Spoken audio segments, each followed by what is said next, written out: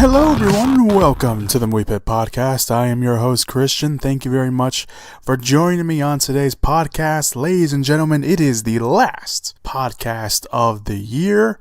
Next week there will be no podcast because obviously I will be spending time with the family because of the holiday. It'll be after the holidays obviously, but we'll be doing stuff and the family is over, so I want to spend time with my family, and so should you. So this will be the last podcast of the year. We will be running down, of course, all the movie news that came out this week. Very light week this week. I think a lot of the Hollywood executives are just like, that doesn't matter. It's a light week this week. There were some trailers that dropped this week. We'll talk about those. We'll also talk about the movies that already came out because, of course, the holiday weekend, movies tend to come out on Wednesdays.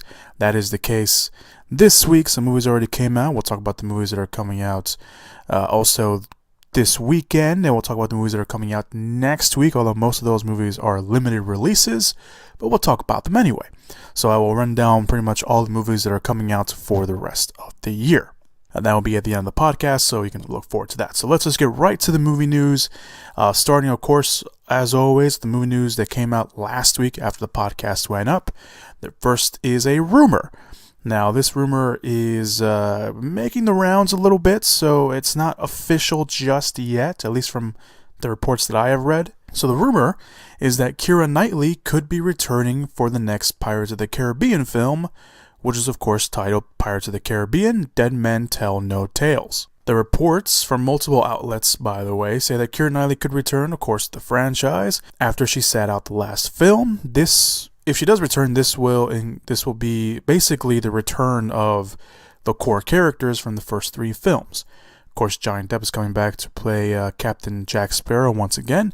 Orlando Bloom is already set to return to play Will Turner. And if Knightley does return, of course, she will reprise her role as Elizabeth Swann. I don't know. I mean, look, the last two Pirates of the Caribbean films weren't necessarily my favorites.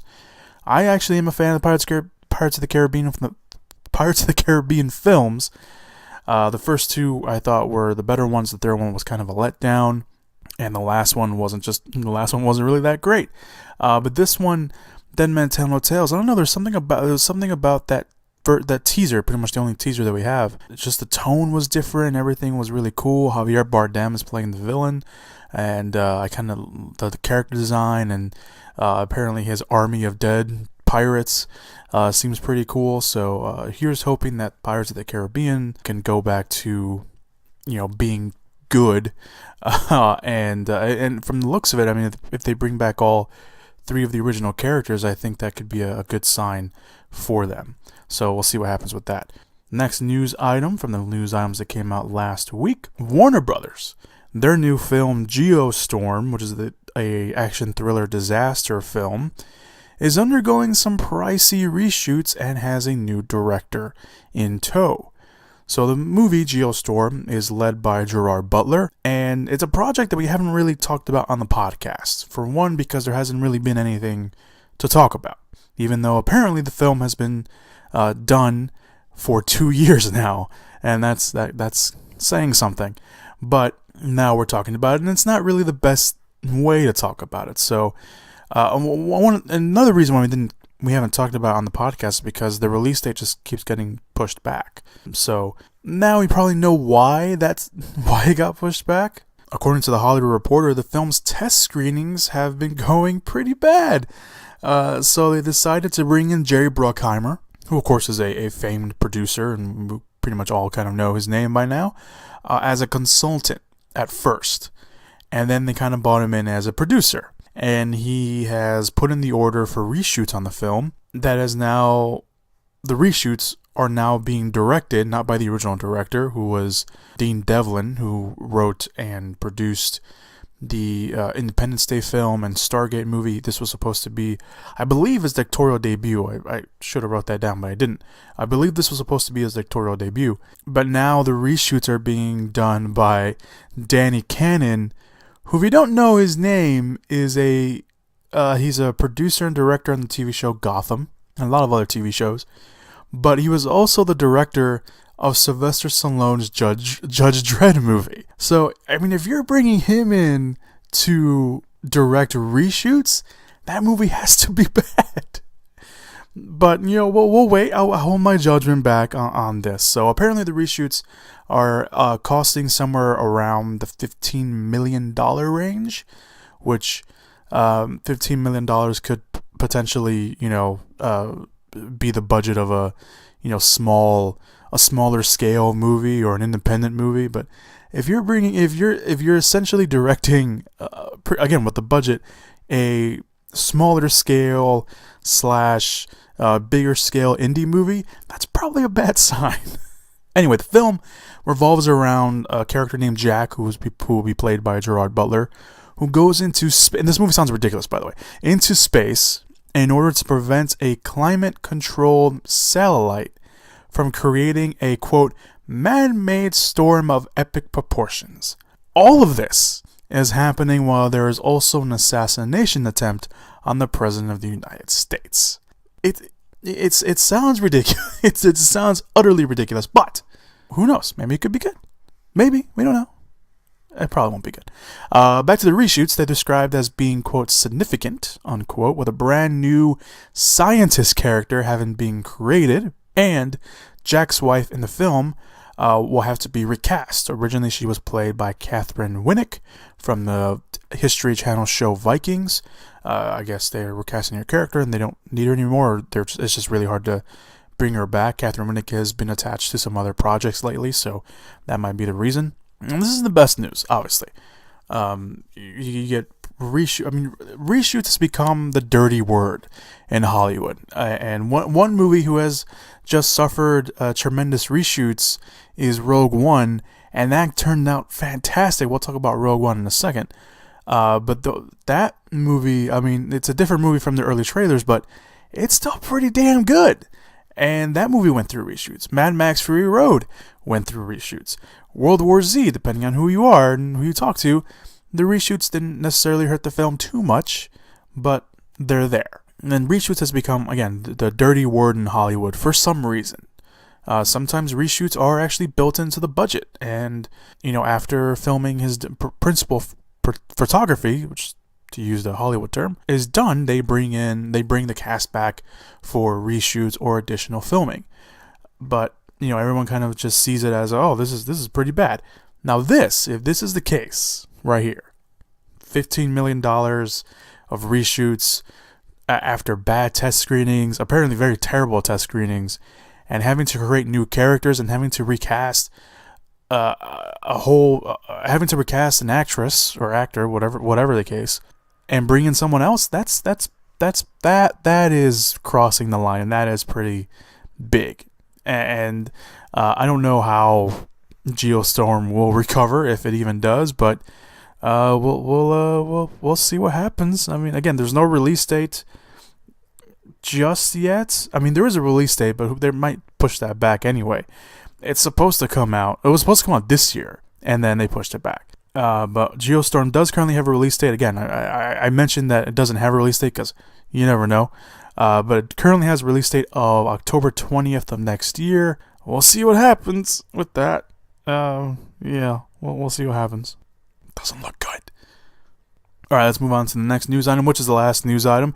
Rogue One, talked about Rogue One, now holds the record for the second highest opening in December. Now, Rogue One made $155 million its opening weekend here domestically, and globally it made $290.5 million. This earns it the second highest opening in December, right behind, wait for it, Star Wars The Force Awakens.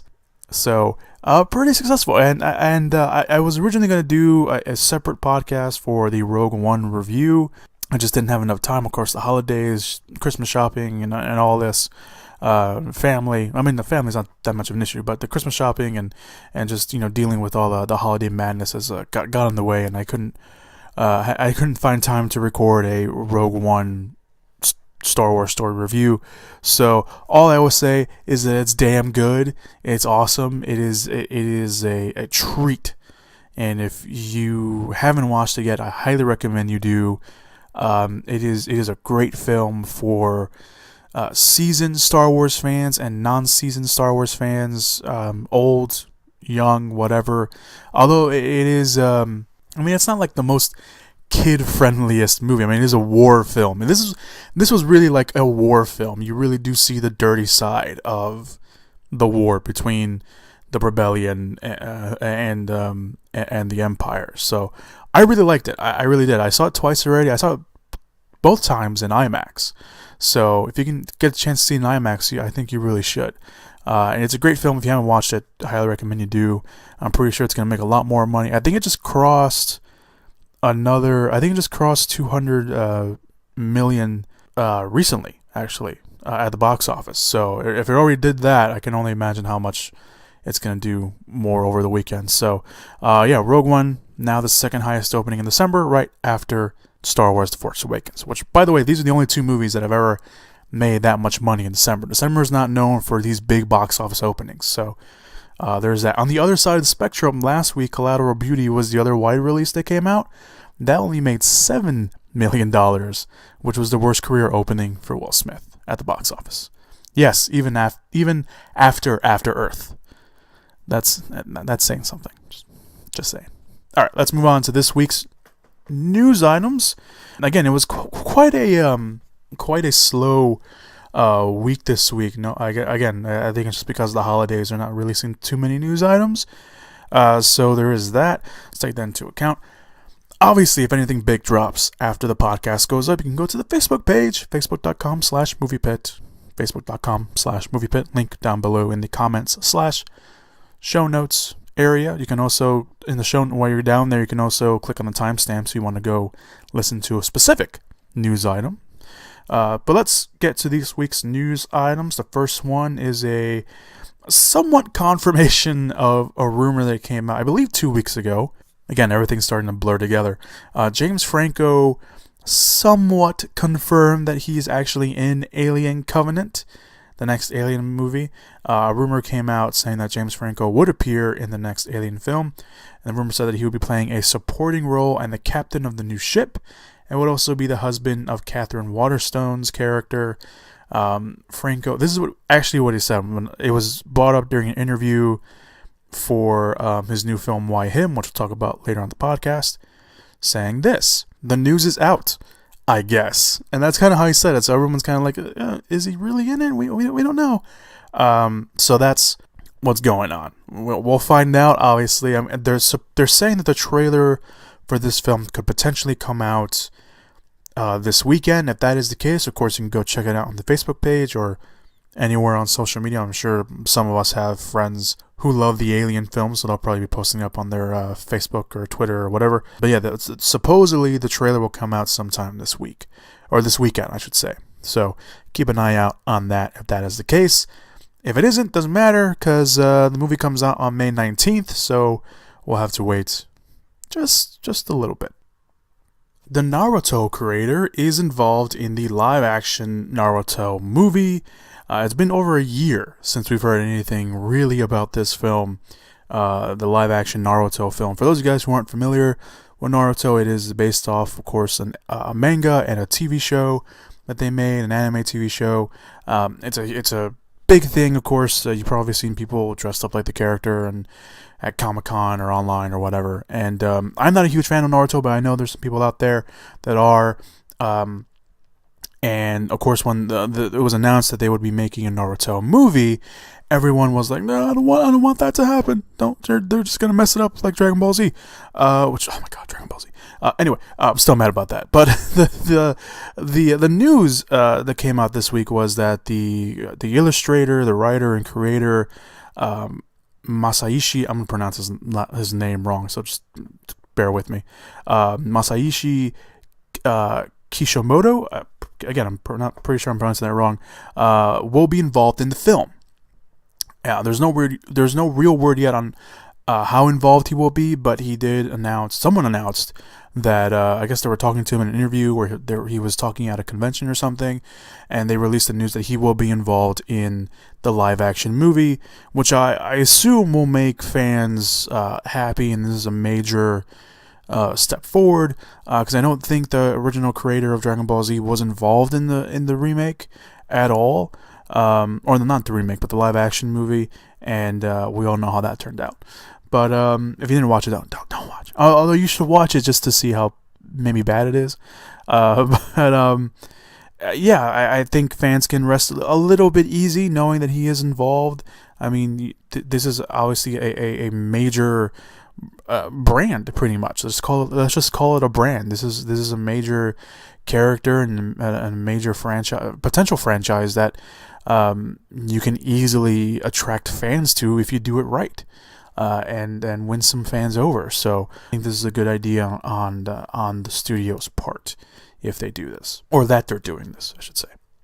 On the next news item, The Expendables 4 will be the last in the series. Now, The Expendables started all the way back in 2010 and brought together some of the biggest action names of the business, pretty much. And even though some were missing, there's people missing, like The Rock. Just throwing a name out to Steven Seagal, just throwing a name out there. The films were divisive amongst fans, but we pretty much all liked them because they were cheesy good, pretty much, and they were very throwbacks to the 80s action movies of old. So, but this new news item suggests that all of that is coming to an end. When Expendables 4 comes out, it will be the last of the series. There's no word yet on the story or who will really be coming back, although it has been confirmed that Sylvester Stallone, Jason Statham, and Arnold Schwarzenegger will return to the series. Other than that, we don't know anything except that it will be coming out in 2018, although there's no specific date for the 2018 release date just yet. We can assume that maybe Terry Crews, Randy Couture, Dolph Lundgren, and Jet Li will return since they were part of the original group. Since then, the last film brought in Bruce Willis. They brought in Harris. Bruce Willis was in the second one, but he didn't come back for the third one because apparently he wanted more money. So who knows if he'll come back. But Harrison Ford was in the last one, which is very surprising. Chuck Norris was, of course, in part 2. The last film brought in new characters played by Wesley Snipes, Ronda Rousey, Colin Lutz, Glenn Powell, Victor Ortiz, Antonio Banderas, and Kelsey Grammer. So there's no word on who, if any of them will come back. And the last film did have Mel Gibson as the villain, which is pretty interesting. So it'll be, I don't know how you can pass Mel Gibson as the villain, but I'm pretty sure they'll find a way. So here's hoping they bring back Mickey Rourke, though. I think that'd be pretty cool. I think he's sat out the last 2 films. I'm pretty sure he's sitting around doing nothing, so let him come back. So yeah, I mean, look, the Expendables movies aren't, they're not like, they're gonna win Oscars, I'm not going in for like a serious action movie. I'm going in for a cheesy action movie that's a real throwback. I'm looking forward toward those, quippy, those bad one-liners or whatever. That's what I want. I'm not expecting, greatness from the Expendables movie. I'm expecting, an hour and a half or a little more of a straightforward action movie that I can enjoy and turn my brain off. Why not? So yeah, who cares? But since the first one, they haven't been making as much money. So I think maybe this is a good call. You wanna put it away. So we'll see what happens. Dick Van Dyke says he will appear in Mary Poppins Returns and confirms another cast member. The sequel/reboot of Mary Poppins, called Mary Poppins Returns, already has a cast together. Emily Blunt will play Mary Poppins herself. Lin-Manuel Miranda will play a new character called Jack, who is a lamplighter. A lamplighter? I don't know what the hell that is. A lamplighter. Emily Mortimer and Ben Warshaw will play Jane and Michael Banks, who are now the grown-up kids of who Mary Poppins took care of in the first film. Colin Firth is also in the film. He's playing a family friend and a bank owner. And Meryl Streep will be in the film as Topsy, apparently Mary Poppins' cousin. However, now a returning cast member, I should say, is, returning. That's very poorly constructed sentence. Dick Van Dyke. He was in the original film. He played what was his name? Bert. That was his name. His name is Bert. He was Bert in the original, and he was the chimney sweeper who, of course, was involved in one of the standout musical set pieces in the film. He will return, and that's kind of cool. He was doing an interview, and he kind of let it slip that he was going to appear in the film, and he also let it slip that Angela Lansbury will be in the film as well. We haven't heard any news on that, but I guess he knows more than we do since he isn't part of the film. Here's his actual quote, and I love this quote, especially the end part. You'll probably know why. So here's his quote. "There was a spirit about that thing from the very beginning. Walt had me in," of course, Walt Disney. "I heard the score, I saw the scene storyboard on the wall, and I just knew this one supposedly takes place 20 years later, and the kids are all grown up. It's a great cast, Meryl Streep, Angela Lansbury, and that guy from Hamilton." I just love the fact that he says that guy from Hamilton. Lin-Manuel Miranda, probably one of the biggest names in media. He was just announced as Entertainer of the Year somewhere on some magazine or news site or something like that. But he's to Dick Van Dyke. He's just that guy from Hamilton. I don't know. I just like that. So it should be interesting just to see him come back, even as a small role. Dick Van Dyke, obviously a legend in the business, and having him come back is pretty cool. So Rob Marshall will direct the film, and it's set for a December 2018 release date on December 25th. So we can look forward to that in 2 years. Wes Anderson reveals his newest film, Isle of Dogs. Wes Anderson is probably one of the most, at least in my mind, one of the most decisive directors out there, because divisive, I should say, not decisive. Divisive. You either really like his movies, or you find them odd, which is really the point of his movies, at least in my eyes. But either way, he's one of the best directors working today. His next project, however, was kept pretty quiet for a while. We knew he was working on something until this week, when it was announced that the film will be called Isle of Dogs. It is a new stop-motion movie, which will be his second, right after Fantastic Mr. Fox, which, if you haven't seen Fantastic Mr. Fox, I highly recommend you do. It is an awesome movie. I love Fantastic Mr. Fox. After watching that movie, I quoted it for like 2 weeks straight right after I saw it, and it's every time it's on TV, I always watch it. It is a great film if you haven't seen it. Fantastic Mr. Fox. It's a stop-motion movie. It's got a great voice cast. But yeah, you should totally go watch that. But anyway, going back to Isle of Dogs, he revealed that the film will be a stop-motion movie, and he revealed the pretty impressive cast. He did this really fun little video, which I'll link down in the description/show notes area if you want to go watch it. It's pretty funny. His exchange with the lead voice actor, Edward Norton, who he has worked with in the past. So as I was trying to say, he has a little funny exchange with him in the video. But Edward Norton will voice the lead character, which is a dog. Obviously, the movie's called Isle of Dogs. So he also revealed the very impressive voice cast. Very, very impressive voice cast. Bear with me, because Bryan Cranston, Bill Murray, Jeff Goldblum, Scarlett Johansson, F. Murray Abraham, Tilda Swinton, Kunkuchi Nomura, I think I'm pronouncing that wrong. I'm pronouncing some of these wrong, by the way. Harvey Keitel, Akira Ito, Akira Takayama, Caillou Rankin, Yoko Ono, Courtney B. Vance, Gerda Gerwig, Frances McDormand, Bob Balaban, and Liev Schreiber. So that's a pretty impressive voice cast, to say the least.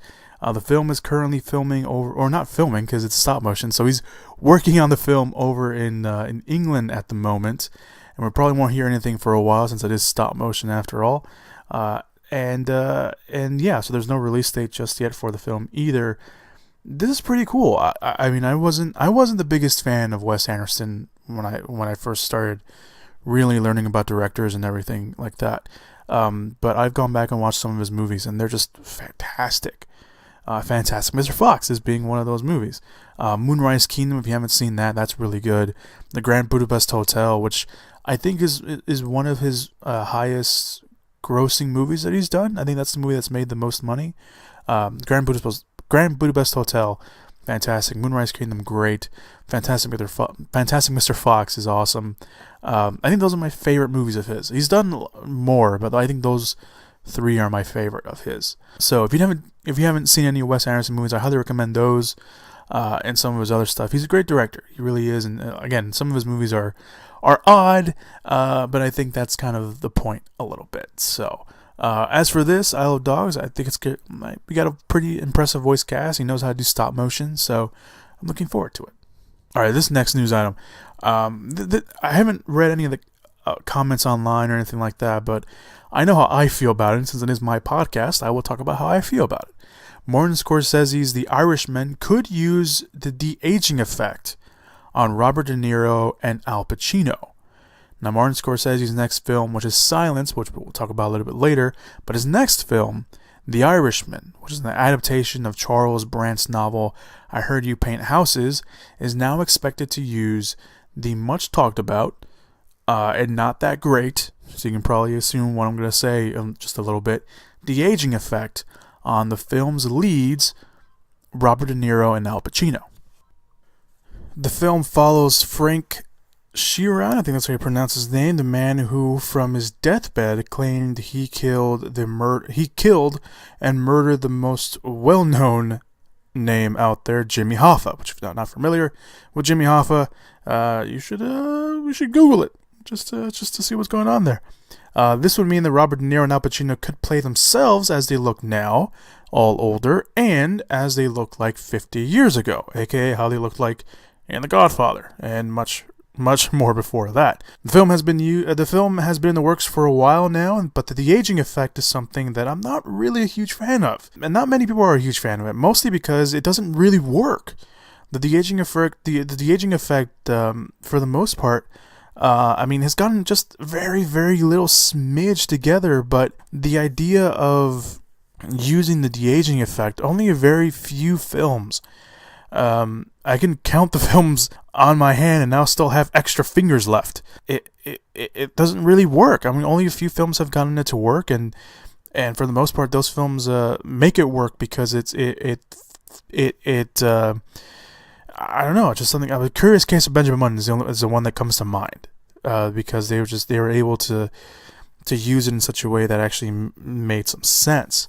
But the de-aging effect, it just doesn't work. It makes everything look like waxy or just like plastic, and it just looks really weird, and it's very off-putting, and it just looks distracting. It really is distracting because when you're watching a movie and these characters are like, they look really, really, they're using the de-aging effect. It's stupid.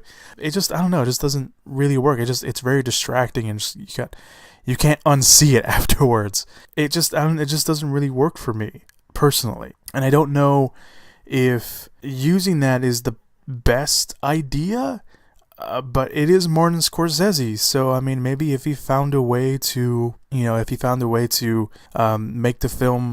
the effect, I should say, work for his film, then more power to him, because if he can make it work, then great. But so far, from what we've seen from the de-aging effect, it hasn't really been that effective, and again, it's distracting a lot of times. It's really bad in others, and I don't know. This is interesting, and especially if you're to put the aging effect on two of the best actors that were, and today is arguable because some people just say they phoned it in a lot of the time. If that's what you want to think, that's what you want to think. I haven't seen a lot of Robert De Niro and Al Pacino movies lately, at least the ones they're recently in. But for the most part, these are two legends, and you want to cover up their acting ability with a de-aging effect, or just an effect in general that we haven't mastered yet. That's pretty odd, and I don't think that's a good decision. But it is Martin Scorsese, so I don't think he would use it if he didn't think he could make it work. So let's hope that is the case. All right, let's move on to the next news item. A character in the War for the Planet of the Apes is bringing basically the strongest connection we have to the original series. Now the first trailer, actually the newest trailer, because there was a teaser for it. So the newest trailer for War for the Planet of the Apes came out, I believe, a couple weeks ago, and it showed a mysterious little girl that was saved by Maurice, which is Caesar's second in command. And we kind of knew that maybe she would be an important character.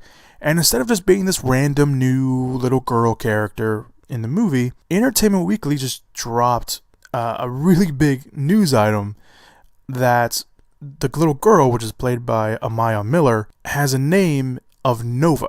Now, if you're not familiar with the name Nova, Noah was actually a character from the very first Planet of the Apes film, the old ones, the one with Charlton Heston. She was originally played by Linda Harrelson, and she was a mute character. And apparently the character Nova in this new Planet of the Apes movies, War for the Planet of the Apes, she actually is mute. And it's not just a coincidence. It's not like, oh, we're just going to have the same character with the same name just so we can have some fan service. No, Entertainment Weekly then dropped that this is the same character from the original film. Basically, pretty much making the strongest connection we've had from the old films to the new franchise. Now, again, the character's inclusion isn't for the sake of fan service. Director Matt Reeves talked about the character, which of course we didn't know her name yet at the time, saying the battle is not just between the humans and the apes, but in Caesar's soul. The girl is his pullback to his empathy and, for the lack of a better word, his human side. So it looks like she will have a bigger role than we all imagined, than in that the trailer gives away. Because in the trailer, we only see her at the beginning, and that's pretty much it. We don't see her again. So it'll be interesting to see kind of how that plays out. And the fact that they're having Nova in the film is pretty interesting. I think that's a very interesting move. I don't know how it's going to play out. I'm interested in seeing how it's going to play out. I never expected that they would bring in a character like that, but yeah, this is I don't know. I mean, I don't know what to even say. I think it's cool. I really do think. I mean, besides like the obvious homages to the original series in the first film, including lines that were poorly delivered by what's his face from Harry Potter. I forgot his real name. All I know is Malfoy. I forgot his real name. Tom Felton. It just they I don't know. I mean, that was a bad line. That was a bad delivery. Anyway, but besides those homages, we haven't really seen a lot of other homages to the franchise. I mean, there's like callbacks a little bit and little like references to the original franchise. Obviously, if you know your Planet of the Apes history, there's a lot more, but I don't want to say that because it might ruin those who don't know the Planet of the Apes franchises and lore and history, and who knows if they'll go that direction with this new franchise.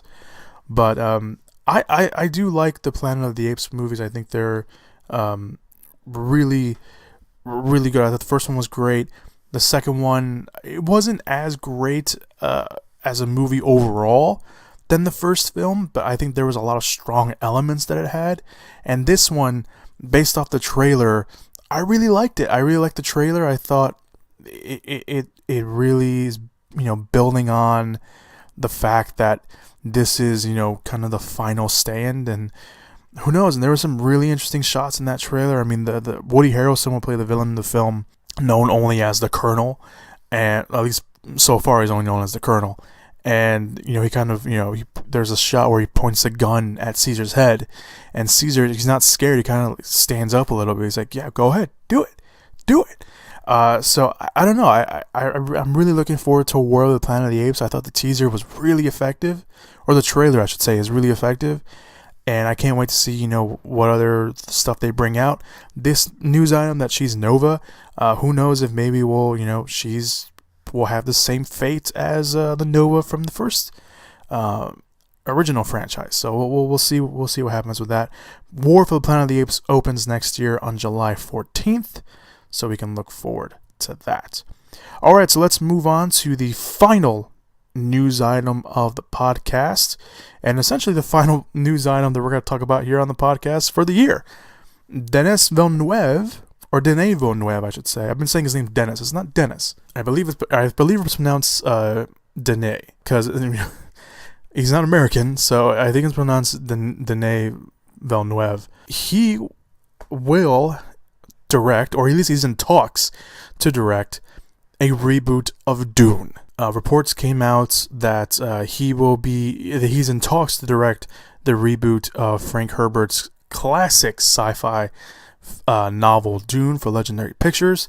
And it wasn't too long ago that Villeneuve said in another interview that his dream project would be a Dune film. So dreams do come true, kids. All you gotta do is be a really good director, and you will get the project you want to direct.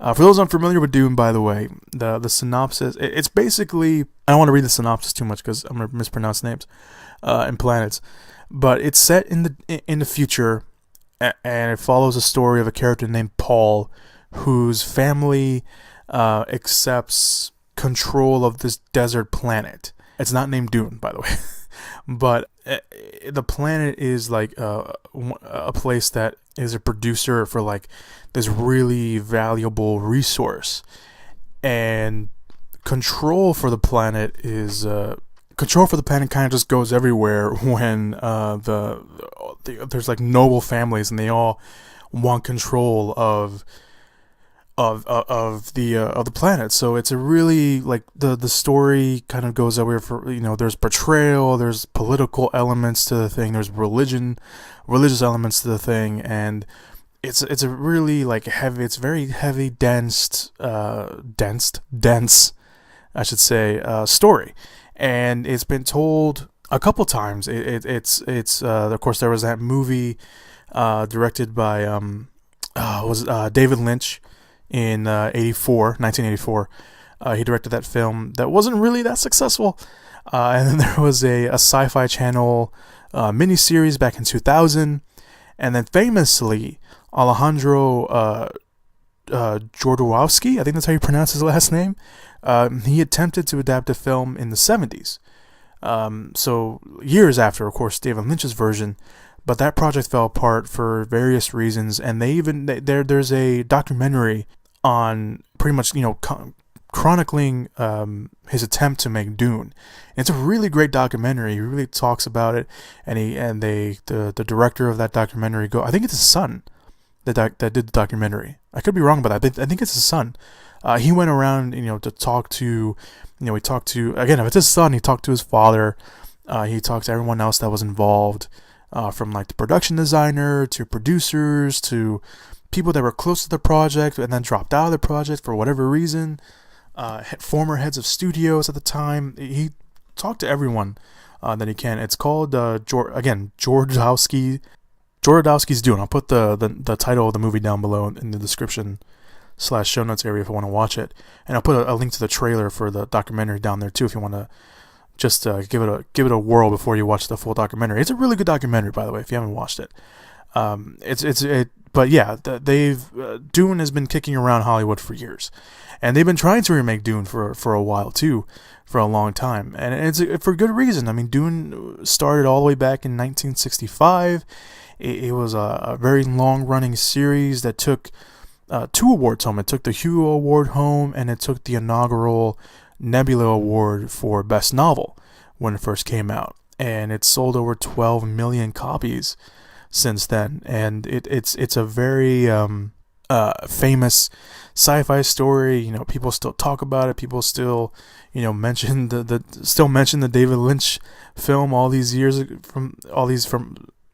people still mention the David Lynch film all these years later. So it's just, I don't think I've actually watched David Lynch's movie. No, that's not true. I've seen parts of it. That's not true. I haven't seen the whole thing. I've seen parts of it. I've never seen the whole thing. I think it's just because it's too cheesy. I haven't sat down and completely watched the whole thing. I'm gonna have to do that one day. But anyway, again, Hollywood's been trying to get this thing off the ground, and Villeneuve is one of the hottest directors right now. He did Sicario, he did Prisoners, he did Arrival, which just came out and is still awesome. It's still great. If you haven't watched Arrival, I highly recommend you go watch it. And he's also going to direct the new Blade Runner movie, which we'll talk about in just a second in trailer talk. He's a hot director right now, and if anyone can bring Dune to the big screen, it's going to be him. So I think I would recommend just let him do what he wants to do. And this is a dream project of his. So, I mean, if this is a dream project of his, he probably has really good ideas for it. I let him do it, let him do it. All right. So that is all the news items that came out this week, at least, of course, at the time of this recording. And I am recording this a little earlier than I usually do, for, again, the reason of course, the holidays. So if anything really big drops, you can look forward to seeing that on the podcast. on the podcast, on the Facebook page. This is a podcast. On the Facebook page, and of course, facebook.com/moviepit. That's facebook.com/moviepit. A clickable link will be down below, so you guys can go check. At least I hope it's clickable. A link, nonetheless, will be down below, so you guys can go watch it. All right, so let's get to this week's trailer talk. There's quite a few trailers that dropped this week. The first teaser trailer for the Emoji Movie. Yes, the Emoji Movie. It's basically the first 20 seconds. It's probably a little bit more. I hope that it's just been 20 seconds. It started with the emoji of meh. They literally sold their trailer, at least the first half of the trailer, to the emoji of meh, and then they made a poop joke at the end. Yes, with the poop emoji. It just. It pained me. It pained me to watch. I have to watch these teasers now because I have to talk about them on the podcast. And this hurt me. I would have been okay not watching this teaser at all. But I had to because I have a podcast now. And I have to watch trailers like these. It hurts, guys. It hurts. I do this for you. And I hope you appreciate that. Let's move on to the next trailer, which is the new trailer for Patriots Day. The trailer kind of brings down the cast a little bit. I think it's Mark Wahlberg. I think it's only just Mark Wahlberg and some of the real life people that were involved. Patriots Day, for those of you guys that don't know, is a movie about the Boston Marathon bombing. And they bring in Mark Wahlberg and some of the actual people that will be portrayed in the movie to talk a little bit about it. So we'll talk a little bit more about Patriots Day in just a second because it is a limited release.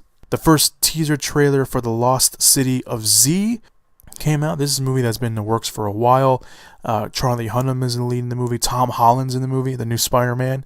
An unrecognizable Robert Pattinson. I didn't even know he was in the movie or in the trailer until I saw the credits for the movie, and he's in there. And you briefly see him in the teaser a little bit. I didn't know that was him.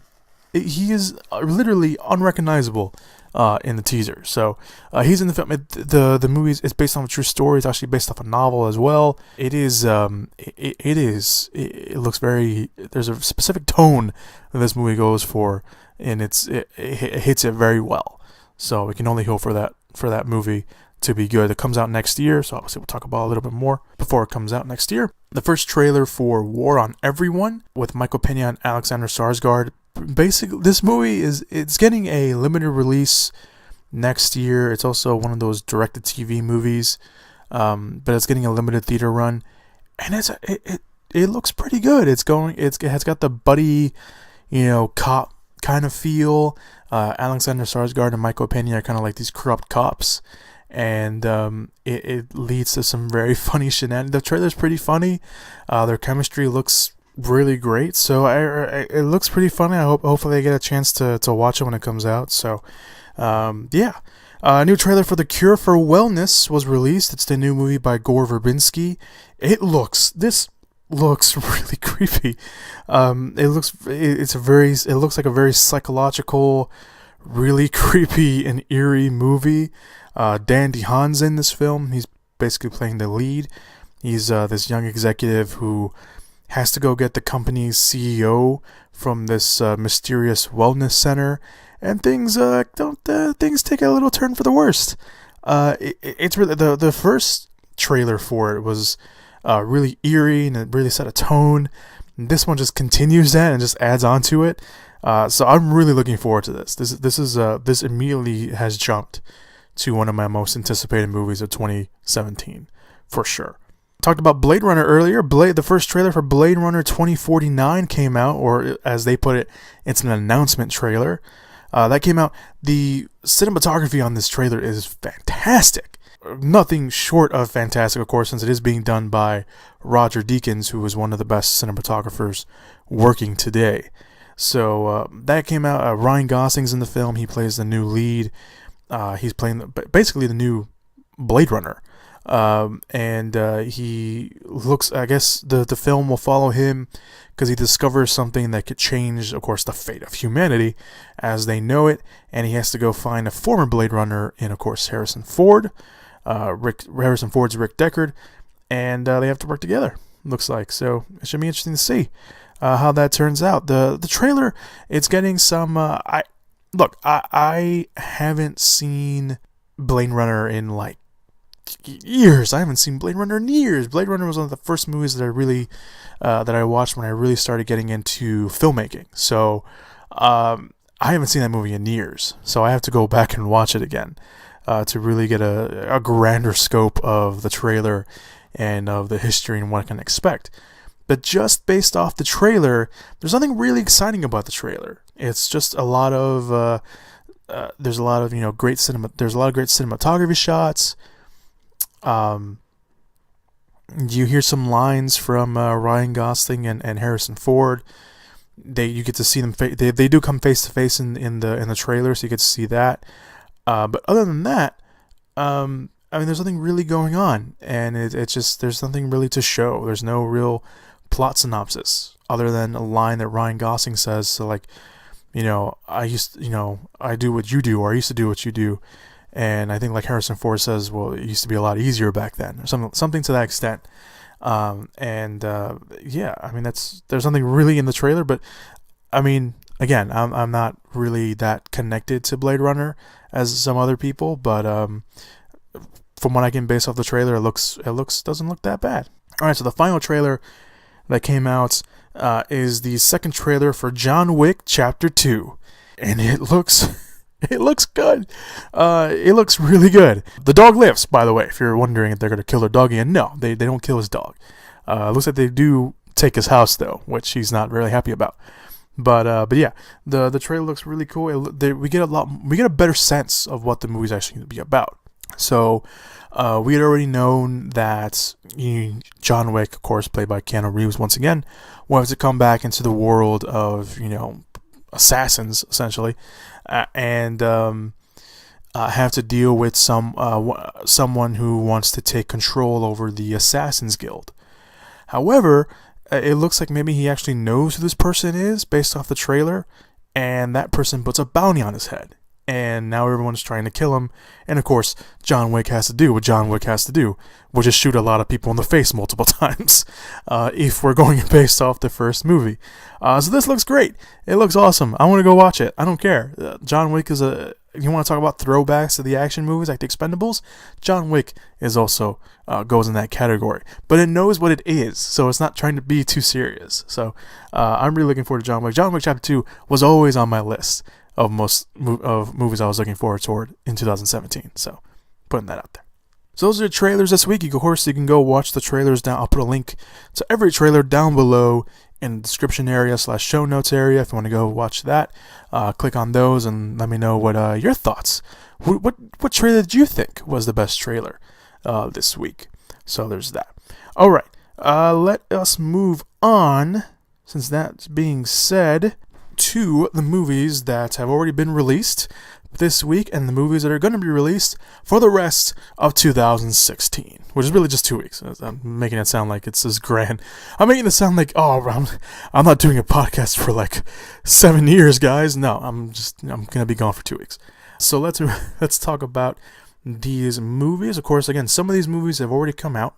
They came out earlier this week, so be aware of that. So limited release that's already come out if you want to go watch it. Patriots Day, of course, again, like I mentioned about the Boston Marathon bombing and everything that happened afterwards and the hunt for the terrorists behind it. It's directed by Peter Berg, who directed earlier this year's Deepwater Horizon, which was really, really good. That also happened to star Mark Wahlberg in the film. The film also stars Michelle Monaghan, John Goodman, Kevin Bacon, Rachel Balsano, I think that's how you say her last name, Melissa Benoist, Alex Wolff, and J.K. Simmons. That's getting a limited release this year. It will get a wide release in early January, so we'll talk about it again in January when it comes out. Also getting a limited release this week, this is kind of like the spotlight limited release that I want to talk about, The Autopsy of Jane Doe. It is a horror film. The less you know about the film, the better, because it will be a better experience for you. Brian Cox and Emil Hirsch are a father-son coroner team, and they get bought in a body that's, of course, called Jane Doe because they don't know what's going on with the body, and weird shit starts to happen. It's all you need to know. Go watch it if you can. It's a great movie. Gather a bunch of your friends together and just have a good time. It's one of those movies that you'll enjoy. All right, so the movies already came out. Of course, Sing is another one. This one was, of course, done by the same studio that did Despicable Me and the Minions movie, Illumination Entertainment, and it follows a koala bear named Buster Moon, who has one final chance to restore his theater to its former glory by producing the world's greatest singing competition. The voice cast includes Matthew McConaughey, Reese Witherspoon, Seth MacFarlane, Scarlett Johansson, John C. Reilly, Tori Kelly, Taron Egerton, Nick Kroll, Nick Offerman, Garth Jennings, Leslie Jones, Jennifer Hudson, and Idris Elba. It's getting some pretty decent reviews. I'm not that really interested in watching. I'll probably end up going to go watch it, but I'm not that excited for it. But yeah, that's out there for you guys to watch. I think I'm just over it because they've been promoting this film since like the summer and non-stop promoting this movie since the summer. So I don't know, maybe I'm just like over the trailers or anything like that. So I don't know. I'll probably end up going to watch it, but I'm not rushing to the theater to go watch this movie. Another film that's already come out, Passengers, directed by Morten Taldum, who directed The Imitation Game, and a great Swedish film, I think it's Swedish, called Headhunters. It's a great film. If you haven't watched it, highly recommend you do. Headhunters, it's great. It's like a noir thriller. It's or noir, depending on how you want to pronounce it. Thriller. It's really good. If you haven't watched it, I highly recommend you watch it. But anyway, Passengers, a spacecraft traveling to a distant colony planet and transporting thousands of people has a malfunction in its sleep chambers that result in 2 passengers waking up 90 years too early. Of course, the film stars Chris Pratt, Jennifer Lawrence, Michael Sheen, Andy Garcia, and Lawrence Fishburne. I'm interested in going to watch this. Look, I mean, the reviews haven't been that great, but it's Jennifer Lawrence, it's Chris Pratt. I don't really listen to reviewers that much or the Rotten Tomatoes score or anything like that. I'm interested in going to watch it. And I really liked Morten Taldum. I like what he did with The Imitation Game. I like Chris Pratt, I like Jennifer Lawrence, and I like Michael Sheen. So I'm going to go watch it. That's all I have to say about that. And the final movie that's already come out is Assassin's Creed, directed by Justin Kurzel, of course, who directed the Macbeth movie that came out last year, which I highly recommend that you guys watch if you haven't watched it. I know it's Shakespeare and all, but I mean, this it's really good if you haven't watched it. Just saying, just want to point that out there. The movie, of course, follows Colm Lynch, who explores his memories of his ancestor Aguilar and gains the skills of a master assassin as he discovers he is a descendant of a secret assassin's society. The film stars Michael Fassbender, Marion Cotillard, Jeremy Irons, Brendan Gleeson, Michael Kenneth Williams, Ariane Lebed, sorry, I was pronouncing your name completely wrong, Lebed, and Charlotte Rampling. This is also not getting that great reviews, but you know what? Again, I don't care about reviews. I care about if the movie looks good to me, if it's got a good cast, which it does, if it has a good director, which it does, I'm going to go watch it. I don't care what anyone says, and neither should you. So if you're interested in go watch it, then go watch it. The worst thing that you can do by go watching this movie is not enjoy it. That's it. There are worse things that can happen to you and worse things you can spend your money on than watching a bad movie. Because you're still watching a movie. Just putting that out there. That's my opinion. Alright, so let's move on to the movies that are coming out on later. Obviously, later in the year.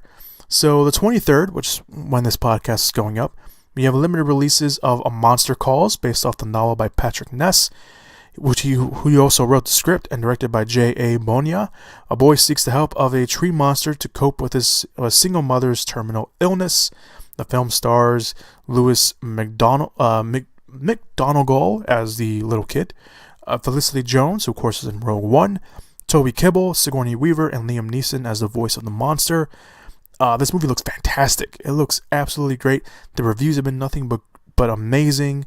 It's getting a limited release. It will come out wide. It has a wide release in the first week of January. So we will be talking about this movie again in the first when we come back on the podcast next year. So we will be talking about this movie again when the time comes. But it looks great, getting great reviews. Again, getting a limited release. If you get a chance to watch it, go watch it because people are saying it's good.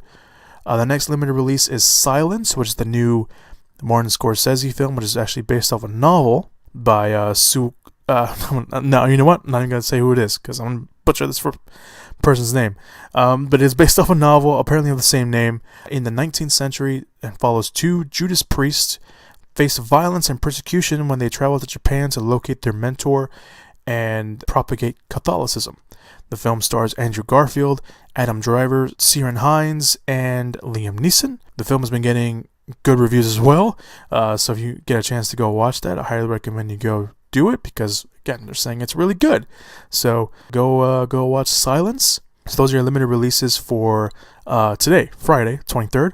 Your two wide releases today are Why Him? A dad forms a bitter rivalry with his daughter's young, rich boyfriend. Stars Bryan Cranston, James Franco, Zoe Deutsch, Megan Mullally, Kevin Michael Keane, and it looks. I don't know. I'm not sold on Why Him. I'm not. I don't know. I'm not sold. And I like Bryan Cranston, and I've grown pretty fondly of Zoe Deutsch in the small things that I've seen her in so far. And James Franco, he's hit or miss. But I don't know. Everything I've seen from Why Him so far, it's not looking that great. So that's just me. Who knows? But the next wide release coming out is Fences. It's getting its wide release. It came out a limited release last week, I believe. And now it's getting a wide release this week based on the play by August Wilson, who also wrote the film, and directed by Denzel Washington. An African-American father, Washington struggles with the race relations in the United States while trying to raise his family in the 1950s and coming to terms with the events of his life. The film also stars Viola Davis. This has also been getting really great reviews. People are saying that Denzel Washington and Viola Davis could potentially get Oscar nominations, which that seems to be the case just based off the trailer, because that trailer was really powerful. The first one, I'm talking about the first one, and yes, this is another opportunity for you guys to go watch. It's getting a wide release, so I don't know if that screams out Christmas Day, but it's a movie that I think people are going to want to go watch. So there's that. So let's move on to actual Christmas Day, the 25th. There's a lot of limited releases coming out. Obviously, it's Oscar season, so a lot of theaters will put, limited releases out. So all the movies that are coming out on Christmas Day are limited releases. All these movies are also going to come out in wide release next year in January, in early January, I should point out. So, of course, we'll talk about them again next year when we talk about when they come out on the release dates. So, also coming out on limited release, Hidden Figures, of course, based off the true story. A team of African-American women provide NASA with the important mathematical data needed to launch the program's first successful space missions. The film stars Taraji P. Henson, Octavia Spencer, Janelle Monáe, Kevin Costner, Kirsten Dunst, Jim Parsons, I should say. Mahershala. I always mispronounce his first name, and I hate it because this guy is an amazing actor. Mahershala Ali. He's a great. I always mispronounce his first name, and I know he's probably used to it, but still, I hate to do it because he's an amazing actor. Also in the film, Aldris Hodge and Glenn Powell. The movie looks, it's based off a true story, and I don't know if I'm completely sold on it just yet. But I'll probably end up going and watch it because it's based off history, and I am a bit of a history nerd, so I'll probably end up going to go watch this. The other limited release is Live by Night, based on the novel of the same name and written and directed by Ben Affleck. The story is set in the Prohibition era and centers around a group of individuals and their dealings in the world of organized crime. The film stars the writer and director Ben Affleck. Also stars Zoe Saldana, Elle Fanning, Sierra Miller, Brendan Gleeson, Anthony Michael Hall, Scott Eastwood, and Chris Cooper. This looks good. I'm not gonna lie. I'm a huge Ben Affleck fan, so I have not steered away from that at all here on the podcast. So I'm really looking forward to this. I've been looking forward to this since I first saw the trailer and since I first heard about it. And I'm gonna go watch this. I don't care. It's probably not gonna get released in my area, but again, I won't have to wait too long. It comes out like in 2 weeks, 3 weeks, maybe even longer, like mid-January probably, something like that. So again, we'll talk about most of these movies are getting wide releases in early January, so we'll talk about those again. Also, on the 28th, there's a limited release of Patterson, which stars Adam Driver as a bus driver in a city called Patterson, and his name is actually Patterson. Trailer, of course, brings up in a very hilarious way. So it kind of deals with him and his, the in and outs of living in the town with the same name. So those are your wide release. Those are your releases. I shouldn't say wide release. Those are your releases for the rest of the year. Again, already released Sing, Passengers, and Assassin's Creed. Your limited release is Patriots Day and the Autopsy of Jane Doe. The 23rd, which is today, your limited releases are Monster Calls and Silence, with your wide releases being Fences and Why Him.